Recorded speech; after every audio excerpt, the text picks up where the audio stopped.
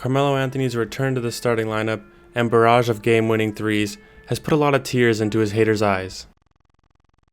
Come on, bro. Like, come on. Come on.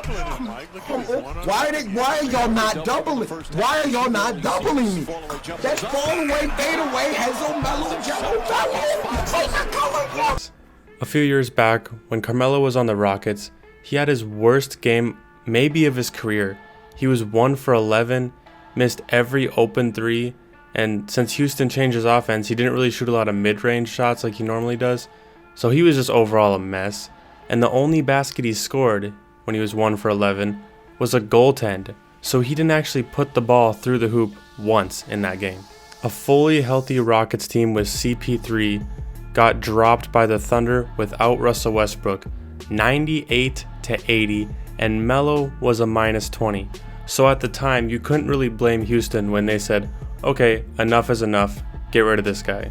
But where NBA GMs and fans took it too far is when they decided that Carmelo Anthony is no longer good enough to make an NBA roster, because the Houston Rockets were an elite team and Carmelo's play style didn't really fit them.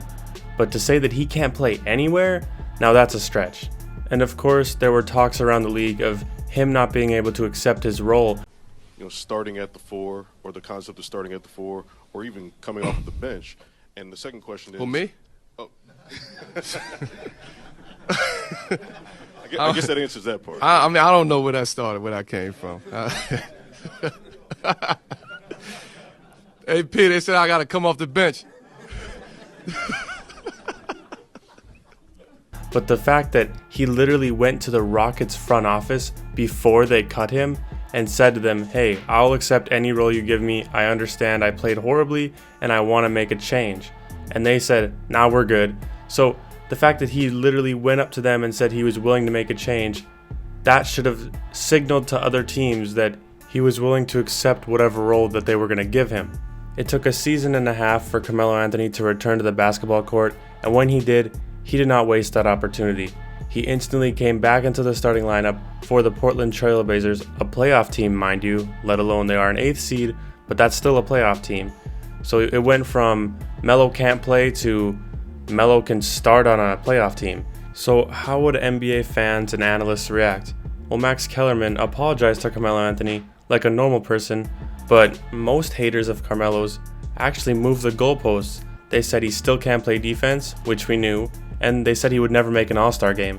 Well, the talk was never, can he make an All-Star game? It was, can he even play in the league? And he proved everybody wrong.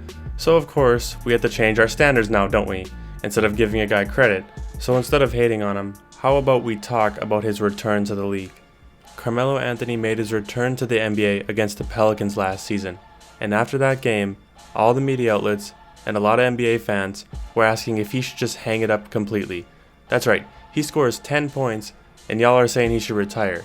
I mean, what did they expect? Him to drop 40 or something? He was playing against guys in open gyms on their lunch break. I think the game where Melo proved a lot of people wrong was when he dropped 32 points against the Detroit Pistons. And then later in the season, he hit game winners against the Raptors and the Rockets. He was a key contributor in the Trailblazers reaching the 8th seed and making the playoffs. All in all, Carmelo Anthony proved everybody wrong and showed that he still deserves to be in the NBA. And he's even a starter. Before they were saying that he shouldn't even be on the bench. But let me know in the comments, what do you guys think about the return of Carmelo Anthony?